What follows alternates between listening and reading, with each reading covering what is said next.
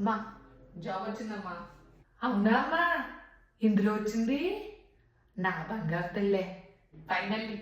But ఇంకా offer letter release చేయలేదు, ఎవరితోనే చెప్పకప్పుడే. ఒక్కసారి ఆఫర్ లెటర్ వచ్చిన తర్వాత అందరికీ చెప్తాం, ఓకేనా? ఎవరితో చెప్పకు, నీకు ముందే చెప్తున్నాను, నీ నోరు అసలే ఆగదు. నేను ఎవరితో చెప్పదమ్మా, నేను ఎందుకు చెప్తాను? నాకేం అవసరం? నేను అసలు ఎవరితోనే అన్నే తల్లి. నేను అసలు అంటానేంటి, నేను అస్సలు అన్ను. Okay, right.